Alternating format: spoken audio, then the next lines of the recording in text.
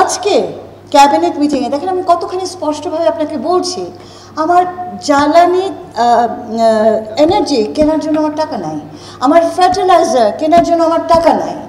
আজকে উপদেষ্টা বলেছেন যে আমাকে যদি এত টাকা না দেওয়া হয় আজকেই দিতে হবে, ফাইন্যান্সকে বলেছে, না হলে আমাদের একটা বিশাল ক্রাইসিস হয়ে যাবে আমাদের কৃষি খাতে, কারণ আমাদের পর্যাপ্ত সার নেই। আচ্ছা, তার মানে কি এই যে আমি এই কথা বলছি কি যে না ধরুন আপনারা কষ্টই পেতে থাকুন, আমি সে কথা বলছি না। আমি শুধু বলছি যে এই মুহূর্তের অবস্থাটা একটু অনুধাবন করেন, নাম্বার ওয়ান।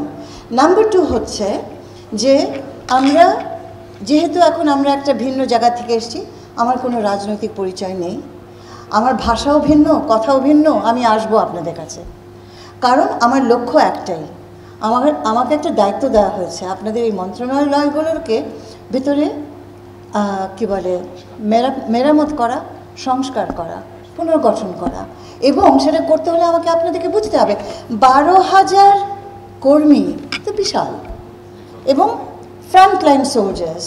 আমি কি দেখতে চাই?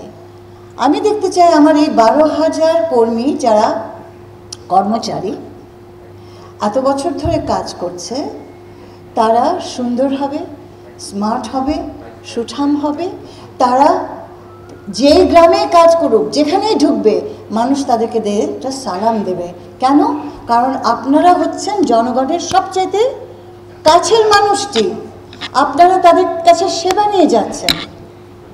তার মানে আপনাদের গড়ে তোলাটা, আমি অন্তত চাই যে আপনাদেরকে গড়ে তোলার জায়গাটাতেও যেন আমরা আরও কি বলবো সাধনা করি, যাতে করে আপনারা সে ধরনের সুন্দর একটা ফোর্সে পরিণত হন। আপনাদেরকে ছোট করে দেখার কোনো নেই, সুযোগ নেই। আপনাদের দাবি যেটুকু মানা সম্ভব বর্তমান সীমাবদ্ধতার ভেতরে, সেটুকু অবশ্যই আমরা দেখব। আমি ডিজি সাহেবের সাথে বসবো, প্রয়োজন হলে আপনাদের মধ্য থেকে দু একজনকে আমরা ডেকেও নেব, যাতে করে আমরা সকলে মিলে বসে এটা অ্যানালিসিস করি।